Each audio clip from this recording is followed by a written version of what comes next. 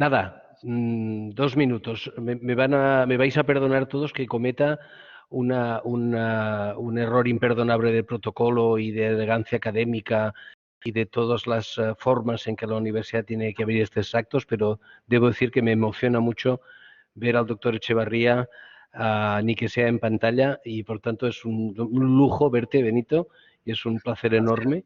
Y, en fin, es espectacular poderte tener esta mañana con nosotros. Lo digo porque mi historia personal en la universidad está muy vinculada al doctor Echevarría y por tanto sería injusto y poco elegante no reconocerlo. Dicho lo cual, Benito, déjame que haga de rector 30 segundos para estar con vosotros a 2 minutos. Porque quizá alguno se pueda preguntar qué necesidad hay de que un rector deje una reunión en el gobierno de Cataluña, ahora que tenemos gobierno y que se están planteando los presupuestos de la universidad y el futuro de la consellería para estar aquí 2 minutos. Y es porque el orden de los factores es ese. Lo más importante es lo que vais a hacer ahora y lo menos importante es lo que estaba haciendo con el gobierno. Porque al final el sentido de la universidad se centra en las cosas más pequeñas y más cotidianas, en las que no solamente por servicio a los estudiantes, sino también por objetivo académico y docente, es lo que adquiere realidad. Esta pequeña afirmación, que tiene todo el valor desde lo que un viejo profesor como yo puede aportar, en el fondo se transforma y se traduce en cosas tan sencillas como una idea, como la que tuvo Ana Lluch hace muchos años, en las que convertir en normal lo que debería ser normal, que es hablar de inserción, hablar de ocupabilidad, hablar de procesos de acompañamiento, hablar de orientación, hablar de aquellos aspectos que hacen que un licenciado, un graduado, una graduada, se inserte en el mercado laboral desde un punto de vista adecuado, correcto y permitirme la expresión suave. De manera que nunca haremos suficiente las universidades para facilitar esos tránsitos, nunca haremos lo suficiente para que nuestros estudiantes tengan las mejores opciones para incorporarse al mercado laboral en las mejores condiciones y también, ¿por qué no?, para recordarnos a todos y a todas que en el fondo una de las cosas que hace que te convierte en universitario, que te da esa pátina, es siempre la posibilidad de utilizar lo que has aprendido en beneficio colectivo. De manera que, primero, gracias a los ponentes que esta mañana nos acompañan, porque, en fin, su trabajo y su talento están al servicio de una aventura fantástica. Por tanto, gracias a l'Oriol Homs, gracias a la doctora Martínez, a la Pilar Martínez y al doctor Echevarría por tantos años que me regaló y me dio la oportunidad de aprender tanto y tantas cosas. Que al final, Benito, algo aprendí porque acabé en este despacho. De manera que hay una parte alícuota de responsabilidad que es tuya. Al resto de personas que nos están o que estáis conectados y que entiendo que la inmensa mayoría son estudiantes de la casa y de otras universidades. No olvidar nunca dos cosas. Una, que una vez uno entra en la universidad nunca se deja de ser universitario. Eso impregna carácter, genera forma de entender el mundo y que eso en el fondo revierte en una cierta responsabilidad comunitaria y una cierta responsabilidad social, que ser universitaria implica una visión muy crítica del mundo y al mismo tiempo colaborativa y responsable, y eso en el fondo nos hace un poquito mejores. Y la segunda observación es que vuestro aprendizaje, vuestro trabajo, al final redunda en el beneficio comunitario. Es decir, que la inserción laboral no solamente es una aventura individual, que también, pero también es una aventura colectiva, porque dependerá de mucho de vuestro trabajo en el futuro como profesionales, el que aquellas personas a las que vuestro trabajo afecte vivan mejor en un mundo más justo, en un mundo más simétrico, en un mundo mejor para todos y todas. De manera que nunca podéis dejar de ser aquello que os habéis convertido en la universidad. Dicho esto, Ana, gracias. Es un placer estar aquí un ratito con vosotros. Gracias de nuevo por regalarme estos minutos de normalidad y en todo caso os envío un abrazo y un beso a todos con muchas ganas de veros en directo porque esto de las pantallas está muy bien, pero es francamente insoportable. Cuidaros mucho, las cosas están aún como están y por tanto necesitamos un cierto recorrido, pero seguro que en la próxima lo podemos hacer presencial. Gracias, besos. Moltes gràcies. Gràcies a tu, Anna. Cuida't. Igualment, que vagi bé. Doncs gràcies, Marta, també per poder tenir aquests minuts amb vosaltres, Marta. I continuem. Hola, gràcies, sí. Gràcies a vosaltres. Doncs ahora sí que damos la palabra al primer ponente, a Oriol Oms. Os decía antes que Oriol lo conocí en 1992, en una charla que hizo cuando justo empezábamos el servicio de orientación con Benito en la universidad. Y utilicé reflexiones y consejos en múltiples charlas y talleres que hice durante años. Hoy vuelve a estar entre nosotros y vuelve a estar en la Universidad de Barcelona con el regalo también de haber publicado recientemente un libro impresionante, muy útil para los orientadores y muy sugerente para los jóvenes que necesitan inputs positivos en esta etapa tan extraña como la que estamos viviendo. Adelante, Oriol. Uy, ahora tiene baja conexión, veo, Oriol. Ahora, Oriol. Te ayudo a proyectar el Power. Oriol.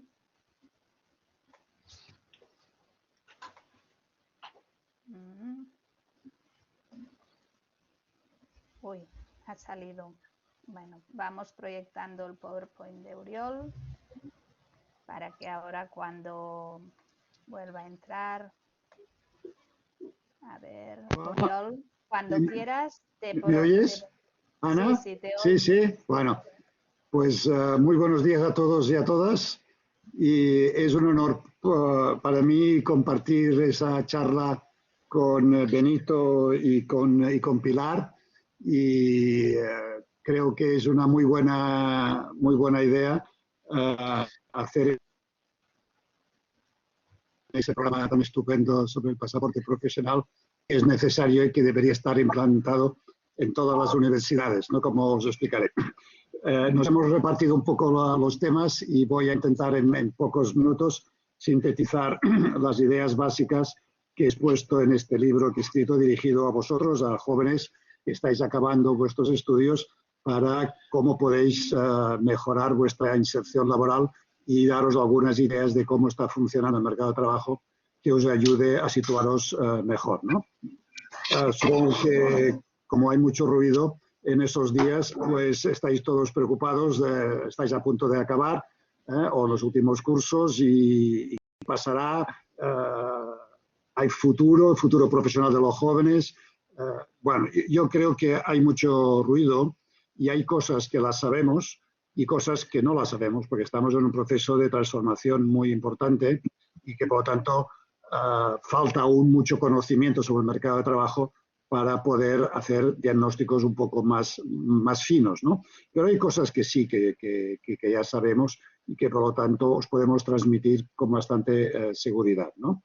Y lo primero es que, evidentemente, en esos momentos que estáis acabando, los que acabáis ahora en junio, pues en septiembre os vais a incorporar al mercado de trabajo y es un mal momento. Bueno, pues no es el mejor de los momentos de los últimos años, es mucho mejor que el año pasado y que el otro. Es decir, sabemos que en el momento de entrada en el mercado de trabajo es crucial para la vida futura de cualquier persona.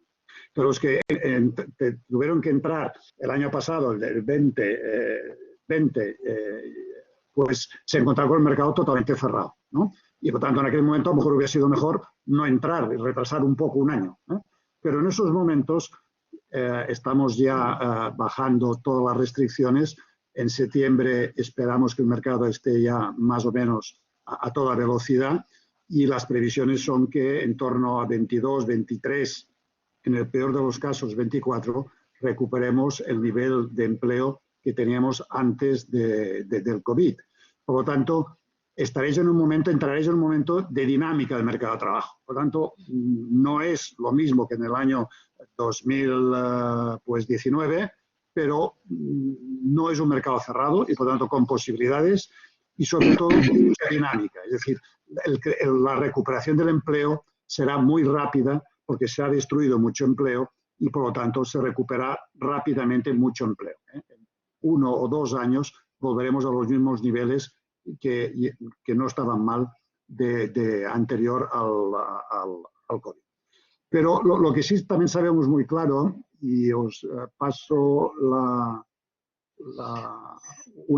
hay una pantalla, es que no volvemos a la misma situación del año 2019, sino que en ese año y medio, pues han ocurrido, es decir, hemos tapado por la COVID toda una serie de cambios muy importantes que ya antes estaban ya afectando al mercado de trabajo, ¿no? Y por lo tanto, a mí me parece que eso hemos de ser conscientes. Bueno, parece que no se aplica la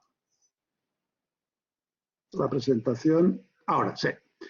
Y es lo que os decía, es decir, no volvemos al 2019, sino que hemos de ser más conscientes, nos hemos hecho más conciencia de que hemos de afrontar toda una serie de cambios de futuro, cambio climático, competitividad económica global, innovación tecnológica, envejecimiento de la población, cohesión social, migraciones internacionales, gobernabilidad global, y eso es lo que hemos de afrontar. Por lo tanto, en vuestra entrada en el mercado de trabajo, encontráis un mercado de trabajo que será distinto, que es ya distinto del que había antes de la COVID, porque estaba en un proceso de transformación rápida, ¿no? Y por tanto, hemos de ser conscientes que estamos en un proceso histórico, y eso es importante que lo tengáis en cuenta, porque se nos dice mucho, es que ahora estamos fatal. Bueno, pero que estemos fatal el año pasado no quiere decir que estaremos fatal en los próximos años. Por tanto, estamos en un proceso de transformación que es histórico, que estamos en una transición de la sociedad industrial a la sociedad del conocimiento y que eso son décadas. No es de en 2 o 3 años aquí va a cambiar todo. De la era industrial se pasó desde el 1850, diríamos, hasta mitad del siglo XX, tanto un siglo. Vamos a tardar más o menos, aunque vayamos un poco más rápido, otro siglo. Por tanto, ya en los años 70 del siglo pasado, ya empezamos la transformación de la sociedad postindustrial a la sociedad del conocimiento.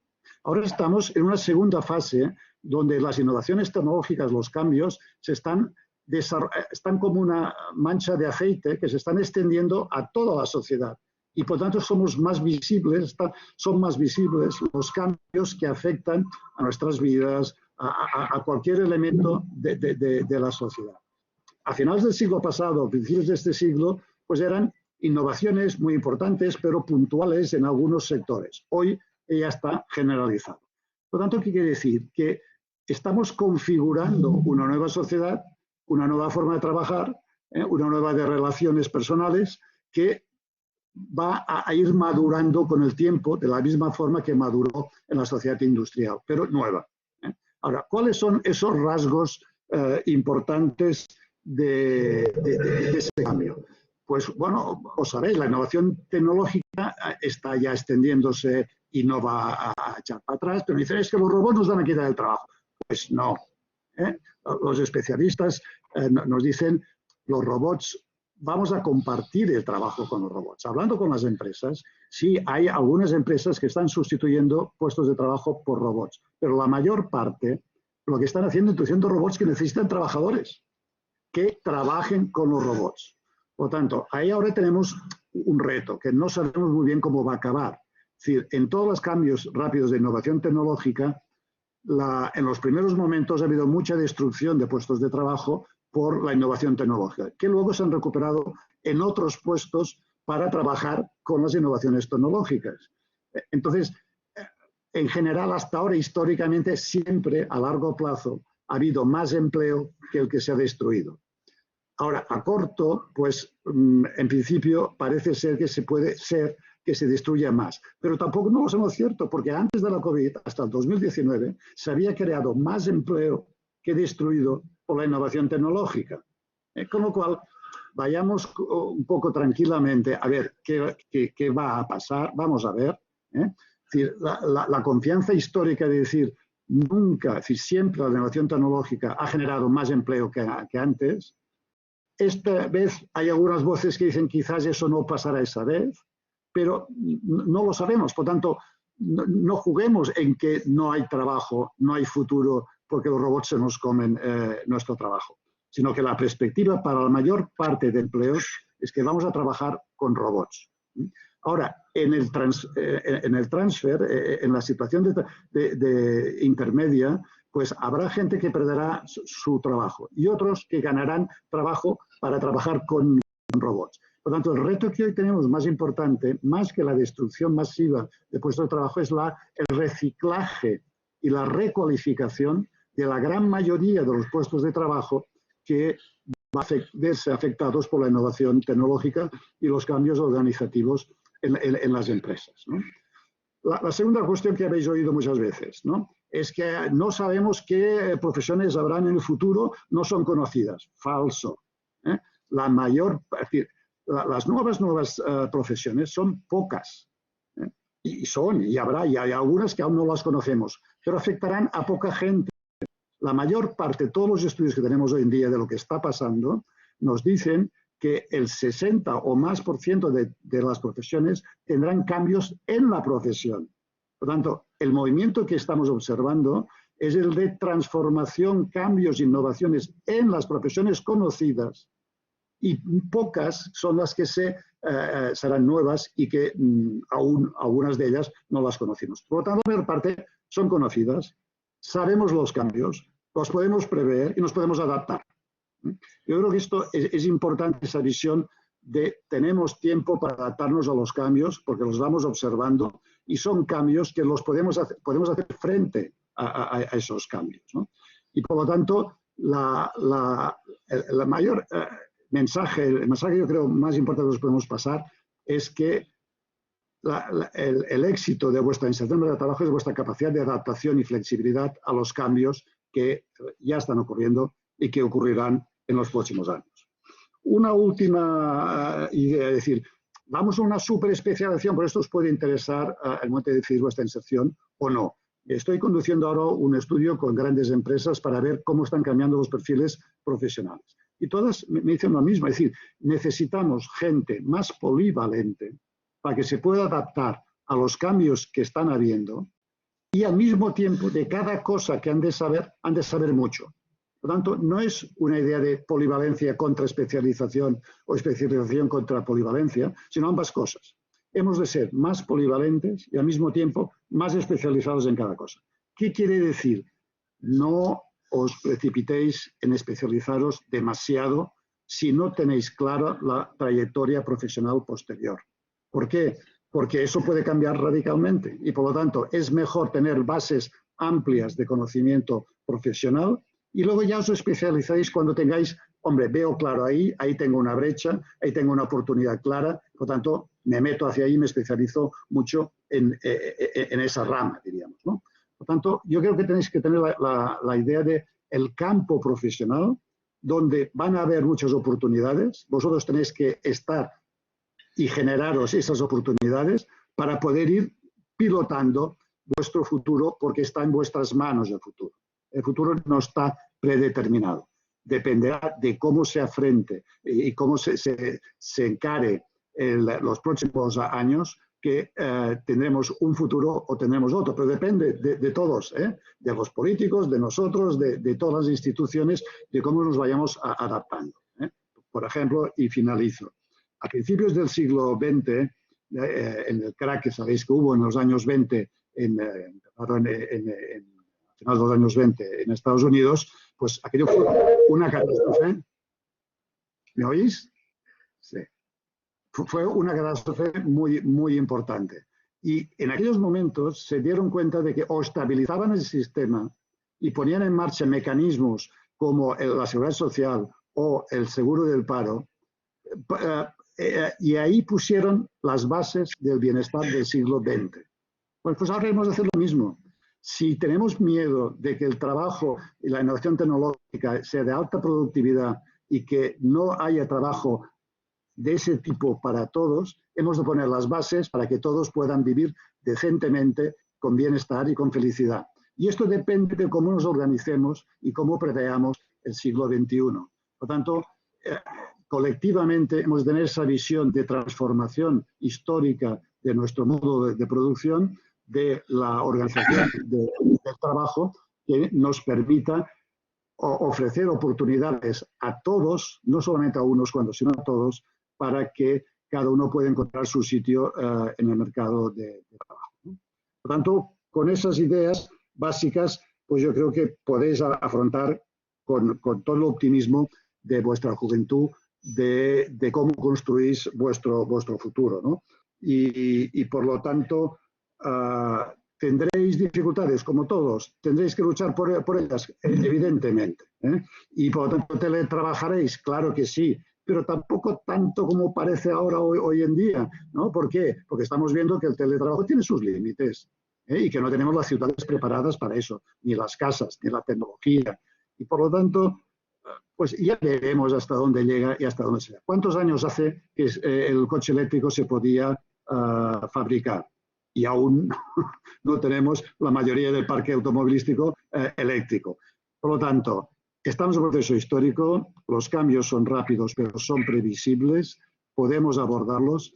Se trata de tener la visión amplia de afrontar el siglo XXI y poniendo las bases para generar el bienestar para toda la población, como os dejo esa frase que he señalado en el PowerPoint. Bueno, pues muchas gracias y cedo a mis compañeros que precisarán con mucho más afinamiento pues, las ideas que compartimos con Benito y con Pilar. Muchas gracias.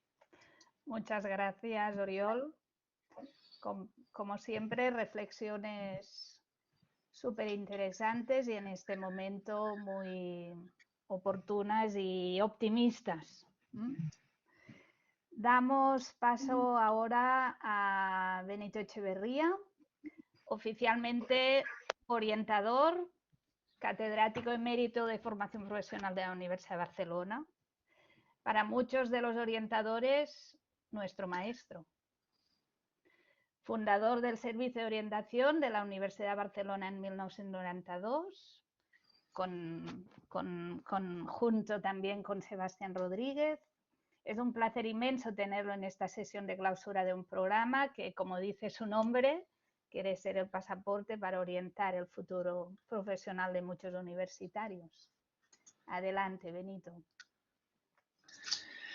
Muchas gracias, Ana. Muchas gracias en primer lugar al señor rector por el interés en presentar este acto y muchas gracias también a la vicerrectora de estudiantes que se une a algo que es una tarea que está desarrollando el Servicio de Atención al Estudiante desde hace unos cuantos años, casi 25 años, Ana, que empezamos a soñar en algunas metas, que esas metas hoy por lo menos van tomando forma. Gracias, Ana, también por este mimo que has puesto en preparar esta charla, a compartir con dos personas para mí muy estimables, como son Pilar Martínez y Oriol Oms. Nos conocemos lo suficientes como para intuir o imaginarme qué iba a decir Oriol, que yo quizás lo resolvería con esta frase que no es ni un pedagogo ni un psicólogo, sino que es ni más ni menos que del presidente del Foro Económico Mundial, que dice que la cuarta revolución industrial a la cual hacía referencia Oriol no solo cambia el mundo laboral, sino que produce también una enorme necesidad de competencias. Y yo añadiría también una frase suya al final, que va a ser el eje articulador de mi pequeña reflexión. No cambia lo que hacemos, sino lo que somos. Esta idea del hacer y del ser es una idea fundamental para entender qué está pasando. Y sobre todo para entender lo que ocurre en el terreno de las cualificaciones profesionales, que representaré con esa escultura de Picasso, con ese de Chillida, que viene a representar los tres elementos claves que en este momento configuran la cualificación. Por una parte está la cualificación de carácter individual, a la que uno casi instintivamente se refiere cuando se dice está muy cualificado. Lo que esa persona ha logrado con su potencial, con sus recursos, etcétera, etcétera. Pero lo curioso del caso es que con toda esta revolución que se está produciendo, coge vigor una imagen que aparecía en las revistas hace unos cuantos años, y es que no son las carreras las que tienen salida, sino que son las personas. Una idea que vamos a trabajar con ella a lo largo de estos minutos para entender mejor de qué es lo que está pasando. Esa cualificación de carácter individual está fuertemente influenciada por la cualificación estructural, es decir, la que se genera por las políticas socioeconómicas de una región, de una comunidad, de un estado, de un país. Por ejemplo, mi cualificación estructural no hubiese sido, mi cualificación no hubiese sido lo mismo si yo me hubiese quedado en el lugar de origen y no me hubiese venido a vivir a Cataluña. Esa cualificación estructural está cambiando mucho. Y si antes, cuando Oriol y yo éramos pequeños y no había selfies y íbamos a la plaza del pueblo a sacarnos una fotografía, siempre nos decían, ojo, el que se mueve no sale, ¿eh? Pues bien, ahora lo que está ocurriendo es al revés. Ahora es el que no se mueve, no sale en la foto. En el sentido de que la movilidad se está imponiendo como cultura. Una movilidad física, geográfica sí, pero sobre todo neuronal. Esta movilidad es a la que se refería antes Oriol, y yo insisto en que es uno de los elementos claves. Siguiendo con esta idea de la cualificación individual a su vez está fuertemente influenciada también por la cualificación institucional, que es la del reconocimiento, la de la acreditación, la de la graduación, la del título, que todo el mundo hablamos de él cuando dice tiene el título ya. Pues bien, hay que entender que esta cualificación de cada uno de nosotros, la individual, está en entre estas cualificaciones, la estructural y la institucional. Y entre estas dos existe una relación dialéctica, que quiere decir que el logos, la lógica por la cual se mueve la cualificación estructural, no es la misma muchas veces que la lógica por la cual se mueve la cualificación institucional. La cualificación institucional persigue algo que la cualificación estructural persigue algo diferente. Por tanto, o se entienden, o si no, es imposible desarrollar toda la economía y la sociedad de cualquiera de los pueblos que en este momento habitamos la Tierra. Si se pone el énfasis en la cualificación institucional, lo que puede ocurrir es esa enfermedad última a la cual hacía referencia Oriol de la hiperespecialización, que yo le llamo la enfermedad o el virus de la mastermanía y la postgraduitis, de tal manera que se llega a llenar la habitación con lo que yo también denomino el ridiculum vitae. Si esto ocurre al poner énfasis en la institucional, algo parecido, pero desde otro índole, ocurre cuando se pone el énfasis en lo estructural, porque viene la parca y se frota la mano diciendo, cada vez que un necio lo apuesta todo a la economía, suben mis acciones. Que esto de ese fenómeno de la operación triunfo o a similares que lleva a bastantes personas a utilizar aquello de pan para hoy y hambre para mañana. En los momentos de gran euforia económica se deja la preparación o la formación de las personas para ganar rápidamente el dinero.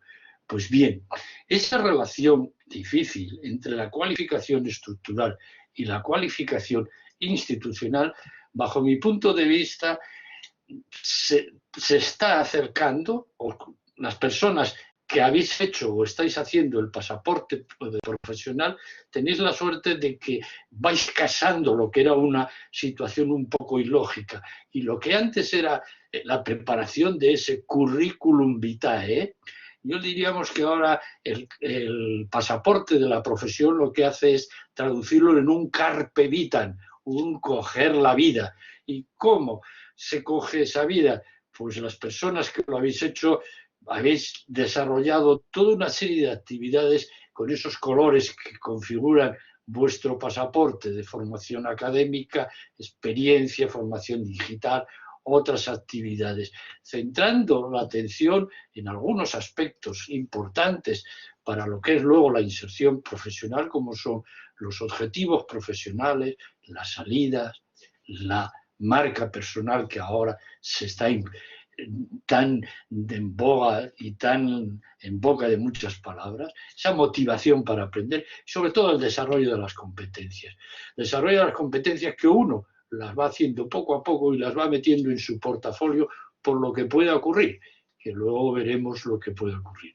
Creo que es un acierto y felicito al servicio de estudiantes, de atención al estudiante, ese pasaporte que va mezclando todos esos elementos que hemos visto anteriormente en el primer año, haciendo todo el proceso de inserción universitaria para que desde el primer año se aproveche todo el beneficio de la vida universitaria.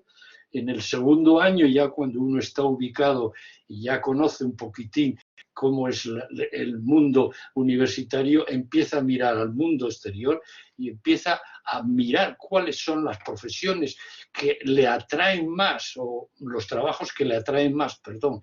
Y posteriormente, ya en tercer año, es cuando empieza a prepararse con esa visión de especialización dentro de la polivalencia con las materias optativas para dar el salto finalmente al mundo laboral con ese bagaje que se ha adquirido durante los años de estudio y no esperar justo al momento de la salida para empezar todo el proceso de aprendizaje para la inserción. Además, con diríamos, un vademecum importante, y es que el servicio de estos estudiantes de la universidad lo que hace es te da un certificado de decir, miren ustedes, aquí hay una persona que ha invertido en competencias, una persona que ha puesto en acción todo su potencial, para que cuando llegue este momento, que es el momento, diríamos, más conflictivo, es el momento de la selección, de la entrevista,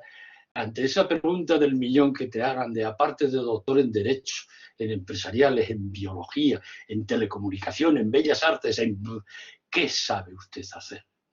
Es una pregunta muy dura, pero que la persona que yo pienso que ha estado trabajando durante los 4 años, y son muchos de vosotros y de vosotras la que lo habéis hecho, pues en esa pregunta quizás la mejor solución sea sacar de debajo de la mesa vuestro portafolio y decirle, mire usted lo que yo sé hacer, mire usted, yo soy una persona competente, porque una persona es competente cuando sabe determinadas cosas hacer. La competencia lo que hace es diferenciar lo que uno sabe, lo que se debería hacer, para enfrentarse a ello en la situación real. Una cosa es ser capaz y otra cosa muy diferente es ser competente. Como decía Goethe, no basta con saber, también hay que aplicar. No basta con querer, también hay que actuar. Bastantes de los audiovidentes que están al otro lado de la pantalla me han oído hablar de esa competencia de acción profesional que en este momento se requiere y cada vez más a los profesionales. Por una parte se le pide un saber y un saber hacer. Eso es lo que yo llamo el saber. Por otra parte se le pide no solo eso, sino que además sepa estar y sepa ser. Solo poner un ejemplo que aclara bastante todo esto. Y es, ¿verdad que todos recordamos a un profesor o una profesora que sabía mucho, mucho, mucho, pero era muy malo dando clase? Sabía, pero no sabía hacer. ¿Verdad que también recordamos a un profesor o profesora que sabía, daba bien las clases, pero no te acercabas a él porque casi repelía? ¿De quién nos acordamos cuando pasa el tiempo? ¿Del que más sabía? del que más sabía, el que mejor daba las clases, pues normalmente nos acordamos del profesor que sí, que sabía, no mucho, no tanto como aquel que hemos visto, que daba bien las clases, no especialmente bien, pero no sé, que tenía algo que nos atraía. Pues bien, esa es la mezcla que en este momento se va a requerir y ya se está requiriendo. Por una parte el saber, que son conocimientos y experiencia, pero sobre todo comprensión, interpretación, actualización de los conocimientos, no un conocimiento de biblioteca, sino un conocimiento vivo. Un saber hacer donde lo fundamental sea aplicar, utilizar, solucionar problemas, no generar problemas, que hay muchas personas que en vez de solucionar problemas lo que hacen es generar, transferir lo que una persona ha aprendido a otras situaciones. No vale aquello de cuando uno esté trabajando vaya a hacer algo, diga, ay, es que aquel día yo no asistí a clase y no sé exactamente lo que hay que hacer porque aquel día yo no estaba. Junto a ese saber y saber hacer que forman el saber con mayúscula, está el saber que es tan fundamental como los anteriores. El saber mostrarse atento a la evolución social, como decía el Quijote, el que lee mucho y viaja mucho, ve mucho y sabe mucho. Es una competencia en estos momentos esencial para afrontar ese futuro del cual hablaba Oriol y para establecer esas relaciones interpersonales fértiles en el sentido del trabajo de equipo. Recordemos también aquel refrán del desierto, ¿no?, africano: si quieres llegar rápido, puedes ir solo, pero si quieres llegar lejos, procura ir acompañado. Por lo tanto, es otra competencia fundamental, junto a la cuarta, que configura, por así decir, ese sabor, que es el gozar de una imagen realista de sí mismo, una disposición a aprender, un actuar conforme a las convicciones y relativizar situaciones, tener un poco el sentido del humor. Resumiendo un poco la fórmula esta que la he explicado más detenidamente, hoy el valor de una persona es igual a los conocimientos más las aptitudes, habilidades, multiplicado por las actitudes. Ahora démonos cuenta que una persona puede tener un 10 de conocimientos, un 9 de habilidades, 19, pero si tiene 0 de actitudes, 19 por 0, 0. Y esto fundamentalmente es la parte del sabor que hemos visto anteriormente. Y una idea que no la olvidéis nunca: las competencias se aprenden y se demuestran siempre en gerundio. Para sintetizar, hoy se pide un saber actuar, que las personas que habéis estado elaborando el pasaporte habéis configurado a través de la formación, experiencia, aprendizaje constructivo. Un poder actuar, que es esa parte que corresponde al esfuerzo social, de un contexto estimulante del trabajo, el reconocimiento, la confianza, y un tercer pie, que es fundamental, es querer actuar, voluntad, perseverancia, iniciativa, es ese esfuerzo personal, porque como bien decía nuestro poeta, solo triunfa quien pone la vela encarada hacia el viento que sopla, jamás quien espera que el aire sople hacia donde ha puesto encarada la vela. Gracias.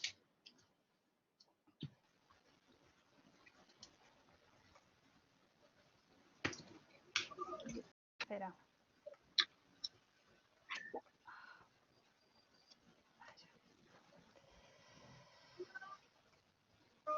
Estoy intentando activar la cámara y ahora no me deja. Bueno, lo dejo en... Ya me conocéis mi cara, por lo cual vamos avanzando. Y finalmente vamos, bueno, en primer lugar, dar las gracias a Benito. Es un lujo escucharte de nuevo orientando a los estudiantes universitarios y todos los asistentes que tenemos hoy. Y finalmente a Pilar Martínez. No, gracias a ti. A ver, voy a probarlo otra vez. Si se me activa la cámara. No, ahora sí. Vale, ahora sí. Perfecto. Pues, y finalmente vamos a dar la palabra a Pilar Martínez, orientadora y profesora de la Universidad de Murcia. Gracias por estar aquí en Barcelona, en la Universidad de Barcelona. Es la que menos conocemos, pero sabiendo que está invirtiendo para el reconocimiento de la formación profesional, su investigación y la orientación para el desarrollo de competencias profesionales de los jóvenes. Gracias, Pilar, por compartir tus conocimientos con nosotros. Muchas gracias, Ana. Muchas gracias. Buenas tardes a todos, a todas, y me vais a permitir que inicie mi intervención agradeciéndole a Oriol y a Benito la oportunidad que mandan por compartir el cartel con vosotros, y a Ana por hacerlo posible, y también a todos vosotros y a vosotras que seguís conectados a estas horas y en este día tan bonito y tan primaveral, por lo menos en mi tierra. Nos podemos, voy a compartir la pantalla. Hemos estado tratando esta mañana en esta charla de hablar del futuro del trabajo. Lo primero que nos podemos preguntar y que os preguntáis es ¿por qué estamos aquí? Yo creo que nosotros hemos intentado a lo largo de la charla transmitiros un mensaje. Sin vosotros no hay futuro. Vosotros sois los protagonistas del mismo. Tenéis que construir el sitio donde queréis pasar el resto de vuestra vida. El futuro no es hoy. Es hoy, no es mañana. Necesitáis creer en vosotros y crear y lograr vuestro futuro. Y tenéis que preguntaros si lo que estáis haciendo hoy os llevará al sitio que queréis estar mañana. Muchos de vosotros ya tenéis un pasaporte profesional. Es hora de utilizarlo. Y yo, en este ratito que estoy con vosotros, estos minutos, os voy a proponer y os voy a invitar a dos cosas. Primero, a ser exploradores y luego a realizar un viaje de exploración hacia el futuro del trabajo, en plena revolución 4.0, a través de vuestros sentidos. Y sí, habéis entendido bien, de los sentidos. Al saber y al sabor que Benito ha hablado hace un momento, le vamos a sumar el sentir. Vamos a comenzar. El primer sentido que vamos a utilizar va a ser la vista. Es el sentido al que los humanos damos más importancia y en el que más nos apoyamos en nuestro quehacer diario. La vista no solo nos permite ver, también mirar y más aún observar y contemplar. Ver, solo eso, ver, sin más. Se puede ver y no sentir nada. Se puede ver y tan solo sentir alguna alteración, básicamente instintiva. Por ejemplo, placer o dolor, agradable o desagradable. En el ver solo hay impacto o indiferencia. El ver puede ser inerte, sin apenas vida. Ver es el primer escalón. El primer escalón o el peldaño al que tenemos que subir. Es útil para orientarse, para distinguir, para almacenar recuerdos básicos. Muchas personas en pleno siglo XXI aún siguen viviendo en la etapa más primitiva de su existencia. Es decir, solo se limitan a ver cómo la vida pasa ante sus ojos. Se limitan a asistir. Algo parecido nos ocurre a nosotros. A todos cuando nos plantamos frente a las pantallas del ordenador, de la tablet, del móvil, viendo series, nuestras redes sociales o navegando simplemente por internet. Solo para ver. Desde luego que vemos, pero yo dudo mucho que vivamos. Limitarse simplemente a ver es tener una visión muy reduccionista. Es en definitiva ver sin ir más allá. Ver es necesario pero insuficiente para evolucionar y construir el futuro. Hemos de avanzar y dar un paso más. También tenemos que mirar. Ese es el segundo peldaño. En el mirar existe sin duda intención. Hemos decidido qué ver. Y lo hacemos cuando queremos conocer el trasfondo de una cuestión o cuando queremos llegar al fondo de la otra persona. Necesitamos mirar para certificar, para curiosear, para descubrir. Cuando miramos no nos quedamos indiferentes. Nuestra mirada tiene vida propia, es inquietante, alegre, triste, perdida, profunda, y nos hace comprender y también resolver. Cuando el artista mira, crea. Cuando los amantes se miran, se aman. El investigador descubre, el aprendiz modela, el estudiante conoce, el médico explora. Mirar es ver más allá, es penetrar, porque a diferencia del ver, el mirar no es una experiencia, sino un encuentro. Y finalmente subimos el tercer escalón, observar y contemplar. No es suficiente con ver, e incluso con mirar concienzudamente para conocer. Hay que detenerse a observar y contemplar. La observación nos desvela la realidad, la verdad intuida, revelada, descubierta a través de los ojos que miran hacia adentro y se paran en el detalle. Pero fijaros, para explorar el futuro del trabajo, hemos de tratar el sentido de la vista con viendo, mirando y observando, pero en relación fundamentalmente a dos significados: al conocimiento y reconocimiento de la realidad actual, la anticipación del futuro. De forma que en este viaje de exploración al que os he invitado, tenemos que considerar el sentido de la vista con varios aspectos. El primero de ellos, tenemos que ver con claridad lo que está ocurriendo y lo que está pasando en el mundo, para prepararnos a desenvolvernos con soltura y también con posibilidades de éxito en nuestro futuro profesional y también en nuestra vida personal. La claridad es un buen calificativo para la vista, pero además de ver con claridad, debemos de mirar y observar aspectos no tan evidentes y que a simple vista, sin análisis y reflexión, se nos podrían escapar.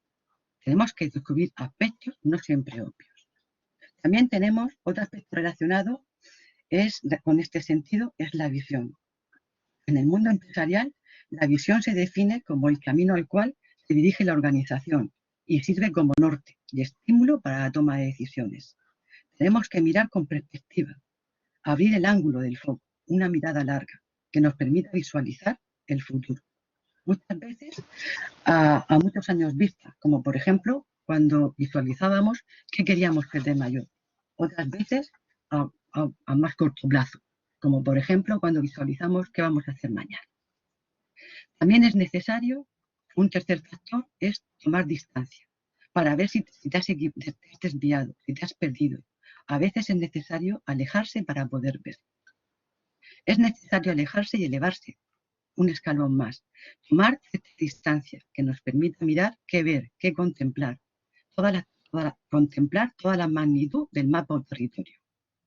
Cuando estamos en la selva o en el corazón de la selva, apenas podemos ver unos metros alrededor. No sabes qué te espera un poco más allá. Más y más selva, un precipicio, un río. Tampoco si te diriges hacia el norte o hacia el sur. O peor aún, estás caminando en círculos.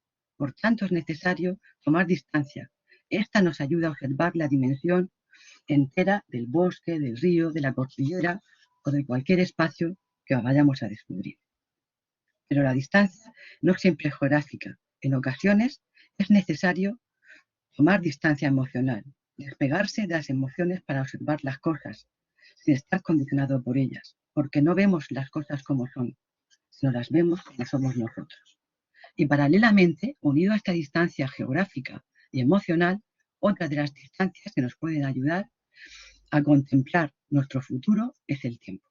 El tiempo tiene además la peculiaridad de ofrecernos diversas perspectivas y nos permite contemplar el pasado, ya sea el de la historia del mundo o bien el de nuestra propia vida. En definitiva, no solamente hay que ver, sino también detenerse en mirar, observar y contemplar lo que hay alrededor, pero no solo de vuestro entorno más próximo, sino también el entorno económico, social, tecnológico, político y evidentemente el sociolaboral. Observar cómo evoluciona, las tendencias, lo que se demanda y poner en movimiento ese sabor y saber que os acaba de hablar Benito. ¿Qué nos exige el mercado laboral? Pues que tenemos que tener una mirada proactiva, flexible, creativa, para poder observar y analizar lo que podemos aportar nosotros a ese futuro que vamos a construir. Hay que practicar una mirada atenta y poner en perspectiva lo que nos presenta ante nosotros, para identificar oportunidades y diferenciar si nos acercamos a nuestro objetivo profesional o bien nos desviamos de él. Y por último, en este sentido, relacionándolo con la tecnología, puesto que estamos en la era la era digital, tenemos que saber también compensar el tiempo que pasamos mirando la pantalla del ordenador, del móvil, con el tiempo que nos miramos a los ojos. El contacto visual es básico para las personas. Con él detectamos muchas cosas. Por eso se dice que los ojos son las ventanas de la mente. Por eso, ojo con las entrevistas de selección. Tener presente el poder del contacto visual. Sigamos con el segundo sentido, el oído. El oído es fundamental durante todo el día. Nos orienta, nos advierte de los peligros y nos permite la comunicación interpersonal. Tenemos que diferenciar entre oír y escuchar. Oír es percibir con oído los sonidos y escuchar es atender. Para afrontar el futuro laboral debemos oír con atención y escuchar.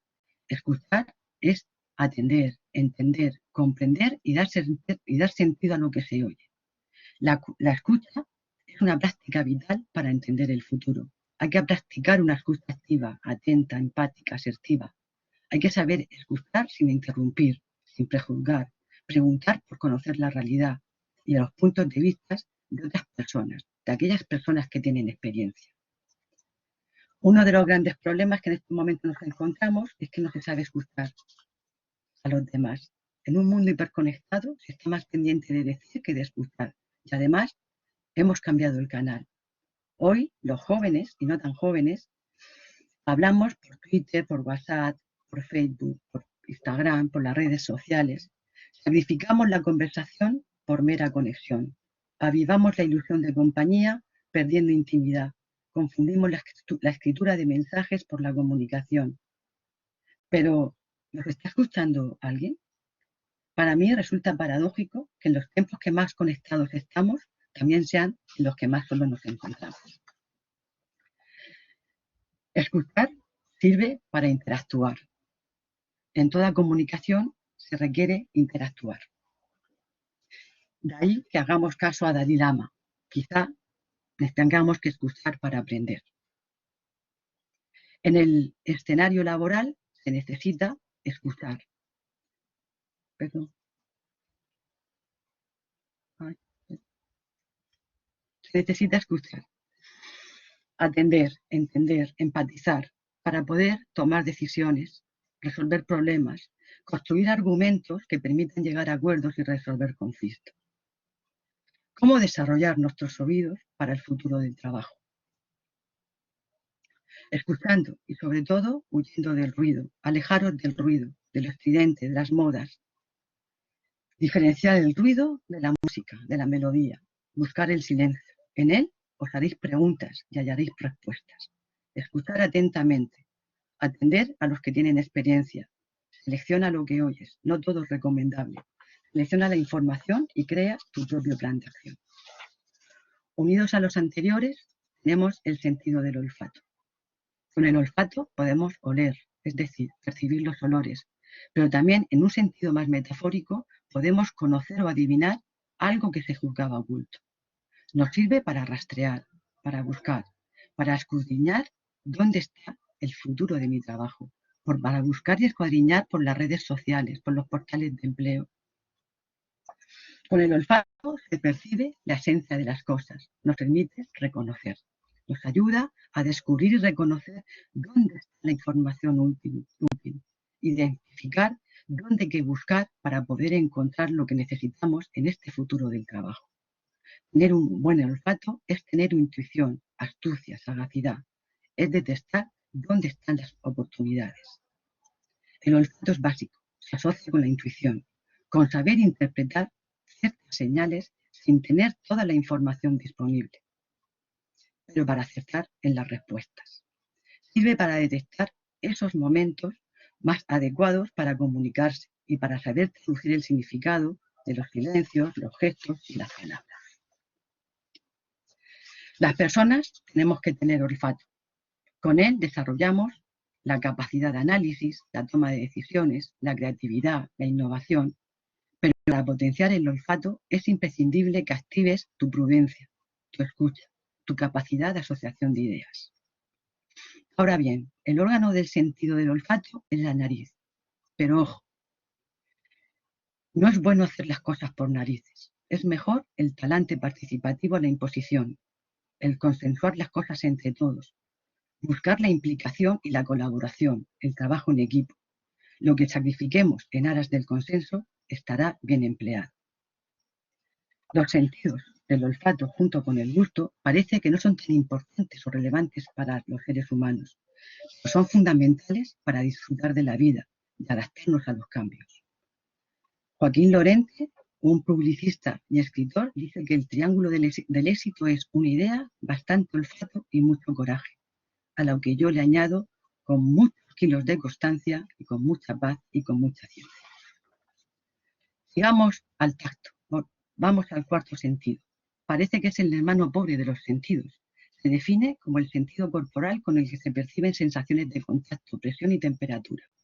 El tacto es básico desde que nacemos. Pensar en los bebés y daros cuenta de que esa necesidad de caricias no la perdemos con los años. Es el único sentido que se extiende por todo el cuerpo y ayuda a nombrar las cosas. El tacto nos permite palpar, tocar, y es útil para reconocer. Y no solo la textura de un móvil o de una tablet de última generación, sino también para registrar y reconocer lo que nos va bien, lo que no nos va bien. Y en este mundo conectado con la tecnología, estamos perdiendo el tacto y también el contacto físico. Y todos somos de piel, unas más finitas y otras más curtidas. Junto a la definición del tacto antes anunciada, también podemos encontrar otra definición: prudencia y cautela para proceder en un asunto delicado. Y en esta segunda vertiente del tacto, es decir, la prudencia en el proceder, es la que debemos cultivar para emprender el futuro del trabajo. Debemos de tener tacto y saber tratar a los demás como nos gusta que nos traten para sacar el mejor provecho.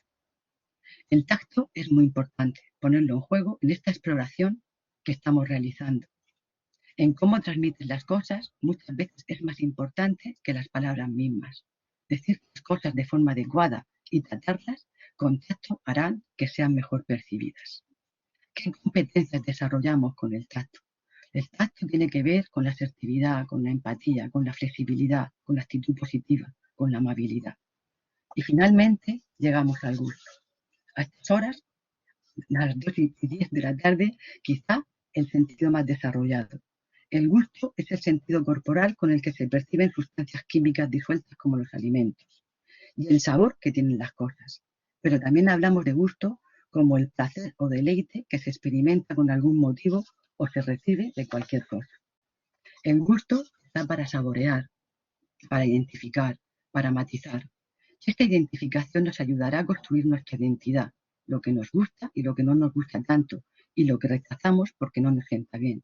Pero también nos ayudará a saborear lo logrado, la experiencia adquirida, a aprovechar lo que aprendimos en el camino y a definir y reforzar nuestro proyecto profesional y de vida. Por otro lado, hay otra definición de gusto que dice que es la facultad de sentir o apreciar lo bello o lo feo. Y esta definición me lleva al concepto de buen gusto y a la reflexión de que el contenido no está reñido con la estética. Todos tenemos un sabor favorito, dulce, salado, amargo, y lo mismo ocurre en esa transición que tenéis que hacer a la vida del mundo laboral. Atravesaréis por momentos dulces, otros más amargos, otros salados, otros sosos, así como momentos ácidos, agridulces, incluso algunos picantes. El gusto nos desarrolla inspiración, creatividad, pulsación, impacto, influencia. Es importante elegir el sabor que quieres ponerle a tu vida, sin olvidar ese sabor que os hablaba Benito del saber ser y del saber estar. Hay que tener un buen sabor. Ello va a facilitar vuestra inserción y vais a encontrar un sitio que no sea reemplazado por una máquina. Pero hagamos una parada técnica, un stop, una parada para el último sentido, ese que llaman el sexto sentido. Para unos será la intuición, la experiencia. También podríamos aquí incluir el sentido del equilibrio o, por qué no, el sentido del humor. Pero quizá merece detenerse en uno muy importante, el sentido común. el sentido menos común de todos los sentidos y lo vamos a entender como la facultad para orientarnos en la vida práctica. Recordar poner en acción todos los sentidos para emprender el futuro del trabajo, buscando siempre el equilibrio entre la mente y el corazón. Ser vosotros mismos todo el tiempo y con todas las consecuencias. Observa, escucha, rastrea, palpa, saborea, pero no permitas que los demás te impongan sus criterios. La última decisión la tienes tú, siempre la tienes tú. Y si tu mente duda, escucha a tu corazón.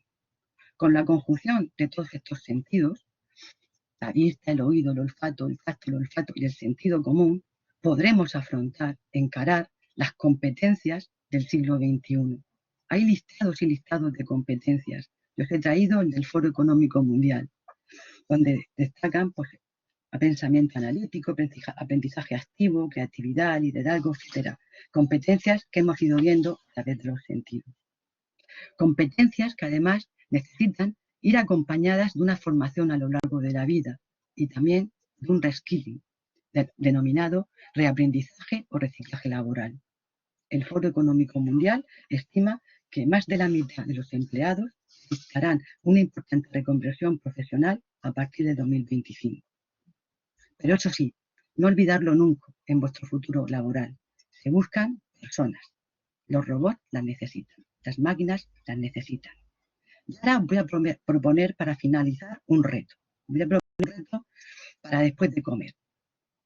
Pensar con qué sentidos asociáis las competencias del siglo XXI. Necesitáis ir a alguna especialista, hacer alguna revisión para mirar, para escuchar. Tenemos que ir al oftalmólogo, al oculista, al otorrino, al dermatólogo. Necesitáis revisar vuestros sentidos para explorar el futuro del trabajo. No lo olvidéis nunca. Sois exploradores. Y un explorador es un buscador. Y tú eres un buscador y estás buscando algo.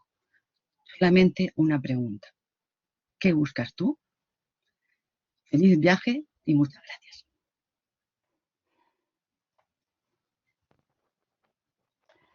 Muchas gracias, Pilar.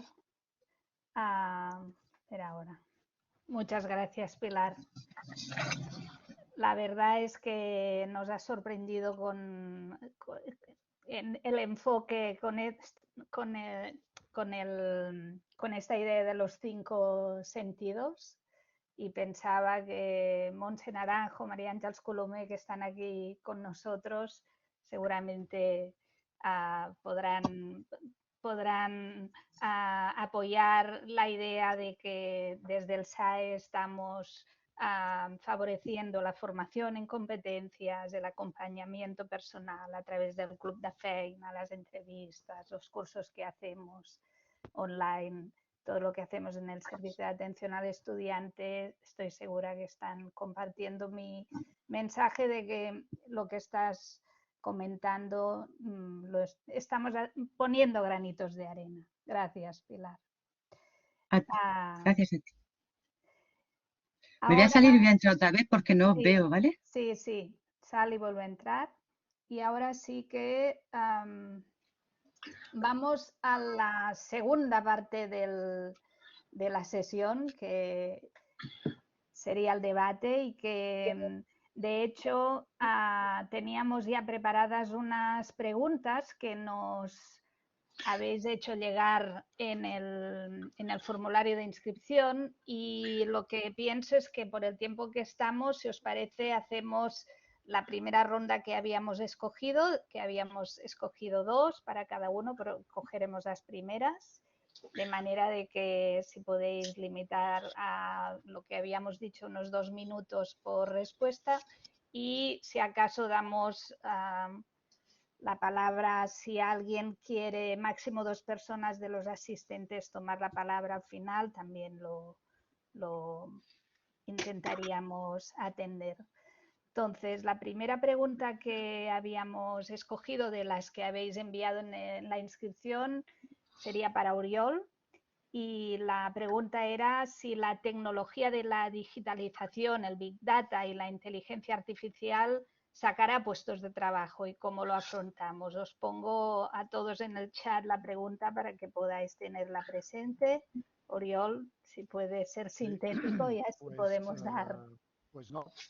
El Big Data y la inteligencia artificial creará más puestos de trabajo de los que puede suplir. Es decir, que todas esas innovaciones tecnológicas pues generan en un cierto proceso reducción de puestos de trabajo, pero generan otras personas para poder atender.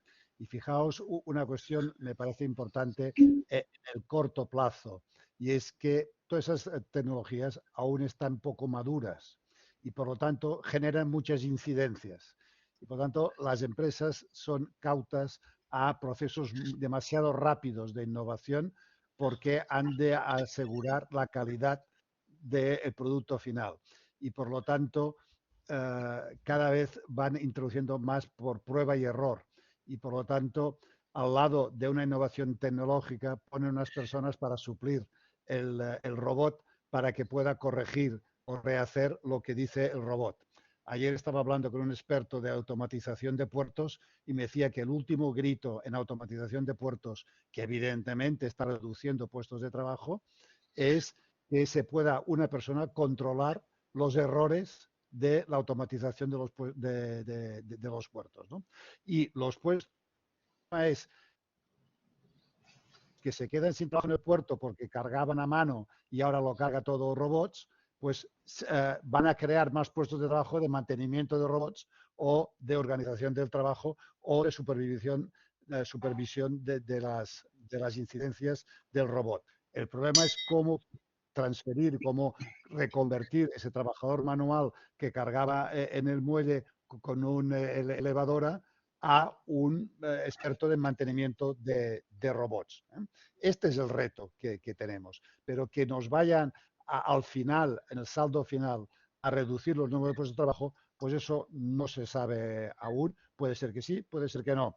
En el caso que sea que sí, podemos prever cómo damos oportunidades nuevas en otros campos a esas personas que se van a quedar sin trabajo a causa de la robotización. Pero el dilema no es así de simple. Y segunda cosa que os quiero decir con el Big Data, por ejemplo, o con la inteligencia artificial. El Big Data no es más que un físico y un informático juntos. Por lo tanto, si tenéis la polivalencia de un poco de informática y un poco de física, podréis ser un buen Big Data. Pero si os especializáis mucho solamente en Big Data, pues la Big Data va a cambiar mucho en los próximos años y por lo tanto tendréis que volveros a reciclar. Como más amplio tengáis la base de formación, más fácilmente os podréis adaptar a la nueva situación. Y de Big Data, especialmente en Big Data, es que todo el mundo, que especialistas en Big Data, poquitos, uno por cada empresa. El resto son personas, por ejemplo, me dicen las empresas, necesitamos gente que sepa hacer una tabla dinámica con un Excel, porque el Big Data, el que organiza el Big Data en la empresa, genera una cantidad de información que los trabajadores que están con las máquinas o los procesos necesitan entender, comprender, analizar la información que le facilita el Big Data para intervenir en el proceso productivo.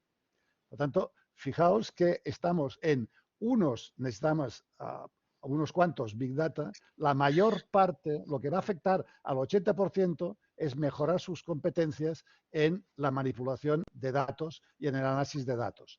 Este es el dato importante. ¿Unos Big Data? Sí. Por tanto, no os especialicéis todos a Big Data porque hay pocos puestos de trabajo para Big Data. En cambio, incorporad elementos de análisis de bases de datos y de elaboración y de interpretación de información estadística a la mayor parte de profesiones que hay en estos momentos. Este es el cambio.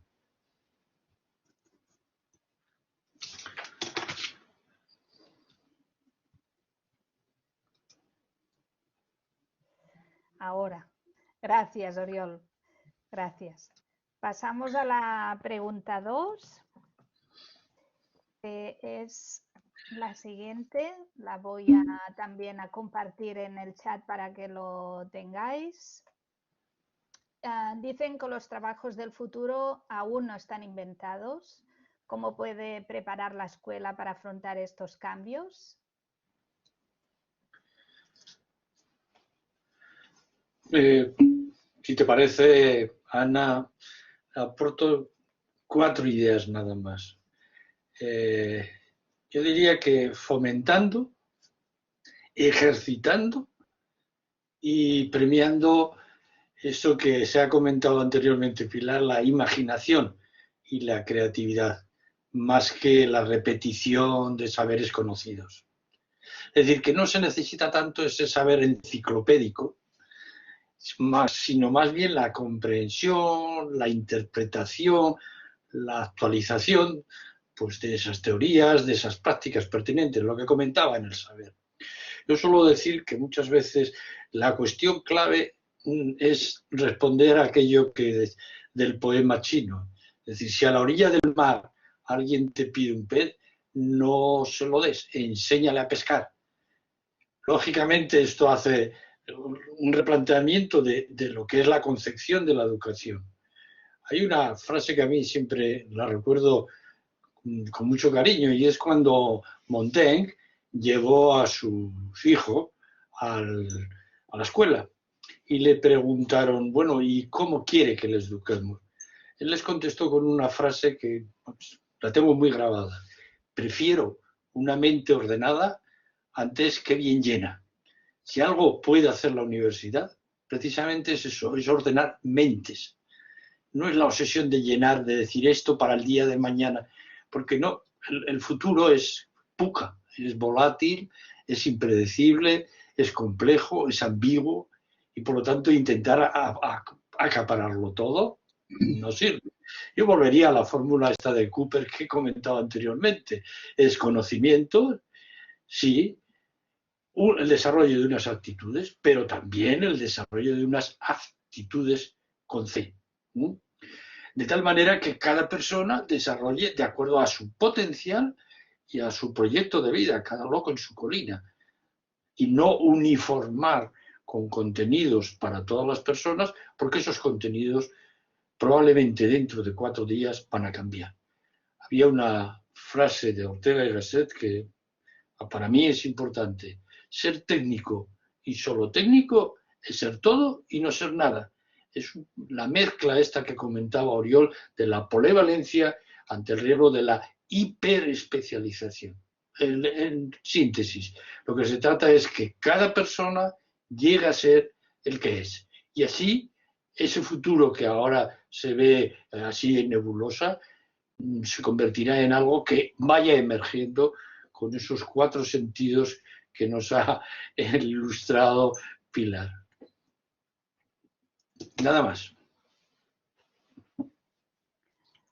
Pues gracias, Benito. Y acabamos con la tercera pregunta que habíamos escogido con Pilar, que era ¿qué papel tienen las competencias emocionales transversales en este futuro profesional? Mientras responde Pilar, os pediría, por favor, si alguno de los asistentes quiere hacer alguna pregunta, que levante la mano y entonces daré la palabra a 2 personas. Pues adelante, Pilar. Muchas gracias, Ana. Pues yo creo que tienen un papel primordial, ¿vale? Las competencias transversales, donde se incluyen las emocionales, tienen un papel primordial. ¿Por qué? Porque aportan valor, porque no solamente explican, sino también marcan la diferencia, poniendo en valor a la persona y a la propia organización. Porque las competencias transversales, por su definición, son aquellas que son transferibles, generalizables a cualquier escenario o cualquier contexto. Que sirven para resolver problemas y desenvolvernos en la vida laboral y también personal. Porque a pesar de la automatización, hoy es más importante en la empresa cómo eres, se valora más el cómo eres al cuánto sabes, porque se consolida el cómo eres como un factor determinante para el éxito. ¿Por qué más? Pues porque las competencias transversales, en coherencia con lo que acaba de decir Benito, son aquellas que transforman los conocimientos en comportamientos, en actitudes. Curiosamente, casi todas empiezan por C: creatividad, curiosidad, compromiso, colaboración, comunicación. Fijaros, es curioso. Porque son necesarias. En este mundo tan incierto, tan complejo, en este mundo buca que hablaba Merinto y que hablamos todos ahora, en un mundo cambiante, es necesario tener algo sólido. Y quizá lo más sólido sean las competencias transversales, porque es lo que nos da valor a nosotros como personas. Y creo que he contestado básicamente a la pregunta. En menos de 2 minutos. Esta Sí. vez me he ceñido a más al tiempo. Gracias, Pilar. Pues ahora tenemos aún un mínimo, minuto. sí, un minuto. Si alguien quiere compartir alguna inquietud o algún comentario de los participantes, insisto, solamente tenéis que levantar la mano, que lo tenéis aquí en la parte inferior de la pantalla oscura, y os daré la palabra. No sé si hay alguien que quiera hacer algún comentario. Y pues, mira, la Pilar. Gracias, Pilar. Ahora te doy paso. Un momento. Pilar. Te paso a presentadora, Pilar, y ahora podrás activar el micro o la cámara, como prefieras. Vale, muchas gracias, Ana. Gracias, Pilar. Si quieres activar la cámara puede ser más, si puedes, si no, pues simplemente. Gracias, Pilar. Es que estoy desde el móvil, no sé. Pues ya está, es igual, Pilar. Bueno, sí, Gracias. no hay problema. Gracias. Que no tenía ninguna duda en concreto, me ha quedado todo muy claro. Simplemente quería agradecer esta sesión porque me ha sido muy útil y muy bonita de ver todo, bueno, transversal de todas las personas que han intervenido. Así que solo dar las gracias y felicitaciones. Pues gracias a ti, Pilar. Gracias. Nos veremos el año que viene, en principio en Gracias. tercero ya, ¿no? Gracias. Pilar es de las estudiantes de psicología que empezó el año pasado en primero, ahora está en segundo y en principio esperamos que continúes con el servicio de atención al estudiante hasta que finalices el grado. Gracias.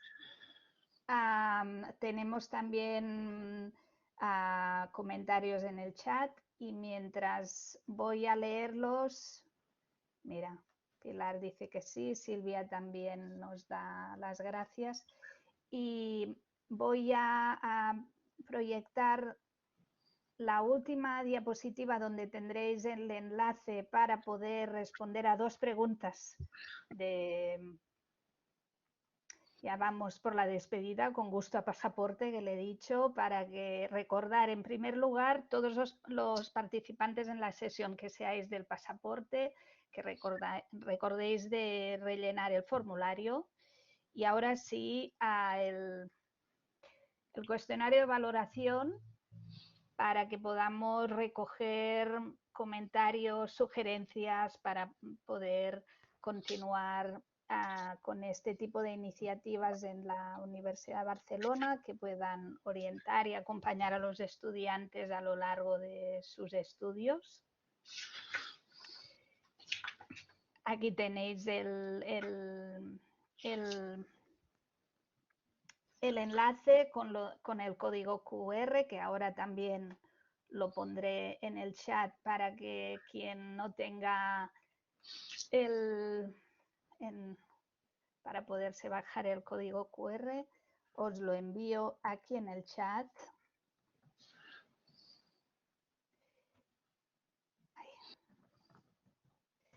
Y ya iremos cerrando esta sesión de clausura del pasaporte a la profesión, que se organiza desde el Servicio de Atención al Estudiante, complementado con todas las otras acciones y servicios y programas del SAE. Y daros las gracias daros las gracias al Oriol, al Benito, la Pilar, a todos los asistentes por toda vuestra atención y participación. Para los estudiantes que estéis participando en el pasaporte, espero de veure-us al curs vinent. Ja us enviarem un correu ara per tancar el passaport, per enviar-vos el certificat i que passeu molt bon estiu i ens retrobarem al principi del curs de l'any que ve, que si Déu vol serà presencial, per poder reemprendre les sessions del passaport. Doncs acabo amb el qüestionari de valoració per si algú encara no el té i ara sí que tanco la diapositiva para que nos podamos ver otra vez las caras. Pilar no sé qué le pasa. Y nos podamos despedir.